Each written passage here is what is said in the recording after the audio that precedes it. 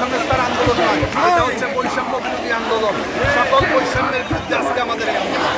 আজকে এই সরকার আজকে মানুষদেরকে জিম্মি করে তারপরে ক্ষমতায় আছে, যার কারণে আজকে যেভাবে আমার ভাইয়ের তাজা রক্ত যেভাবে আজকে রাজপথ রঞ্জিত হয়েছে, আজকে যেভাবে গণহত্যা করা হয়েছে, আজকে যেভাবে গ্রেপ্তার করা হচ্ছে, এর বিরুদ্ধে আজকে আমাদের সমস্ত অভিভাবক, ছাত্র, শিক্ষক সবাইকে আজকে রাজপথে অবস্থান নিতে হবে।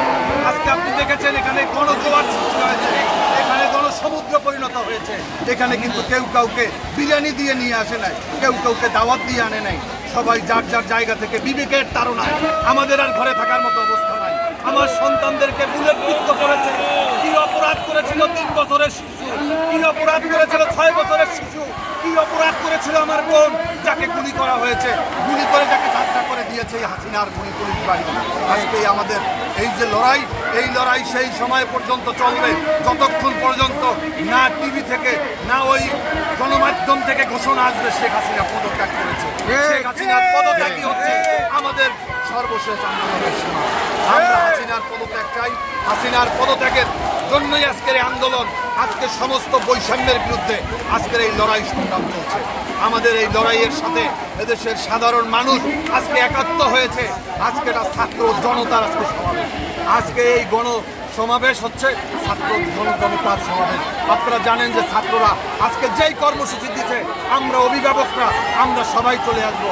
আপনারা দেখেছেন সারা দেশের বিশ্ববিদ্যালয়গুলো, কলেজগুলো, স্কুলগুলোতে আজকে ছাত্রদের পাশাপাশি আজকে আমাদের বিবেকবান শিক্ষকরা তারাও আজকে নেমে এসেছে।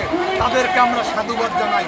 আজকে আমাদের সন্তানরা যেভাবে গুলিবিদ্ধ হয়ে তাদের রক্তে রঞ্জিত হয়েছে, আজকে তারা পাশে দাঁড়িয়েছে।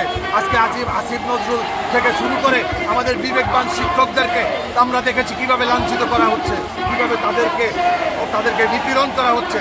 কোনো নিপীড়নে কাজ হবে না। সমস্ত মানুষ জেগে উঠেছে।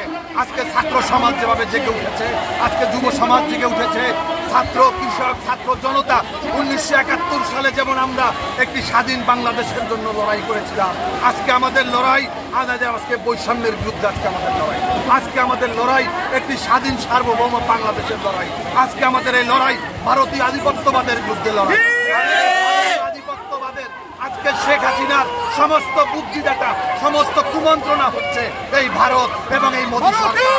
আজকে আমাদের এই লড়াই হচ্ছে মোদীর বিরুদ্ধে। আজকে আমাদের এই মোদীর যে পরামর্শে শেখ হাসিনা আমার ভাইয়ের বুকে, আমার সন্তানের বুকে তারা গুলি করেছে। আজকে আসুক শেখ হাসিনা এখানে, দেখে যাক যেখানে লক্ষ লক্ষ মানুষের সমাবেশ ঘটেছে। আপনারা দেখেছেন সকাল থেকে নয়, গতকালকে থেকে বৃষ্টি পড়ছে বাংলাদেশ ঢাকা